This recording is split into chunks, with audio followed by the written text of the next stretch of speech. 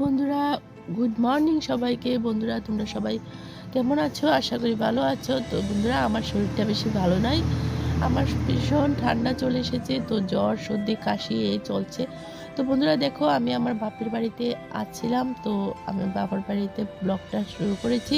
তো তোমরার জন্য আমি নিয়ে এসেছি নতুন একটা ব্লগ। দেখো বন্ধুরা, তোমরা যারা মনে করো যে আমি একটু হাই কোয়ালিটির লুক, কিন্তু আমি হাই কোয়ালিটির নয়, আমি একদম নর্মাল ফ্যামিলি থেকে বিলং করছি। বন্ধুরা আমার বাপের বাড়ি হয়েছে আগরতলা। এই দেখো, এটা হচ্ছে আমার বাপের বাড়ি। আমি সকালবেলা ঘুম থেকে উঠলাম, উঠে তারপরে দেখো বিছনা টিছনা গুছালাম। তো বন্ধুরা আমরা মিডল ফ্যামিলিতে আছি, তো আমাদের বাড়িটা তোমাদেরকে আজকে দেখাবো, ঘরটা। তো দেখো বন্ধুরা, আমি বিছনাটা একটু ঝাড় দিচ্ছি, আর এটা হয়েছে আমাদের ঘর, মানে মা বাবার ঘর। আর ভাইয়ের ঘর আছে অন্য একটা। তো দেখো বন্ধুরা, এটা হচ্ছে আমার মা বাবার ঘর। তা আমি বাড়িতে গেলে আমি এই ঘরেই থাকি, কারণ এটার মধ্যে আমি আগেই ছিলাম, তো এখনও এটার মধ্যে থাকি বাড়িতে গেলে। আর যে দেখছো ঘরটা, এটা হয়েছে মাটির ঘর, কোঠার ঘর। আমরা আগের দিনে যে কোঠার ঘর ছিল সেই কোঠার ঘর। তো এখনও আমাদের ঘর এখনও তুলিনি, বিল্ডিং ঘর তুলিনি, কারণ টাকা পয়সার একটু প্রবলেম আছে, তাই তুলতে পারিনি। তো আস্তে আস্তে হয়তো তুলবে। তো দেখো বন্ধুরা, আমরা একদম নর্মাল ফ্যামিলি।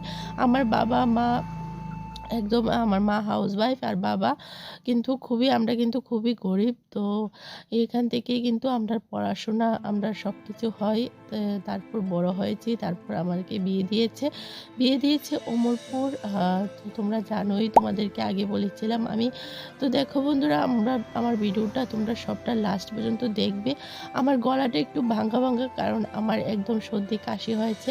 তো দেখো, সকালবেলা কাজটা সেরে রান্না করে আসলাম। আমাদের বাড়িতে রান্না কিন্তু চুলার মধ্যে রান্না করে। তো মা রুটি করেছে, আর আমার হাজবেন্ড বলেছে সবজি খাবে, তো বাঁধাকপি দিয়ে আলু দিয়ে ভাজি করেছে আর রুটি করেছে। তো আমার হাজবেন্ড আর আমরা সবাই মিলে খাবো। তারপর খেয়ে দিয়ে টিফিন করে আমি ঘরে চলে এলাম। ঘরে এসে তারপরে ঘরটা একটু ভাবলাম যে না, ব্যাগ ট্যাগ গোছাই, যেহেতু আজকে বাড়ি চলে যাব। তো দেখো বন্ধুরা, এটা আমার মা আমাকে দিয়েছে ব্ল্যাঙ্কেটটা, আমার মেয়েকে। তো ব্যাগটা গুছিয়ে তারপরে একদম সেরে টেরে একদম রেডি হয়ে চলে এসেছি ড্রপ গেট। তো ড্রপ গেটে এসে দাঁড়িয়ে আছি গাড়ির জন্য।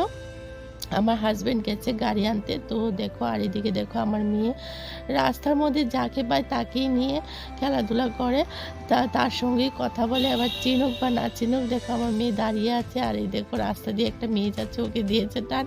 তো আমার মেয়েকে দিকে তাকিয়ে একটু হাসি দিল। তারপর দেখো আমরা গাড়িতে উঠে পড়েছি, উঠে তারপর বাড়িতে চলে এসেছি। বন্ধুরা একটা কথা কি জানো, বাপের বাড়িতে গেলে যেমন দিনটা তাড়াতাড়ি চলে যায়, মানে এরকম লাগে। তো বন্ধুরা দেখো, বাড়িতে চলে এসেছি। ব্লগটা আমার এতটুকুই আমি শেষ করলাম।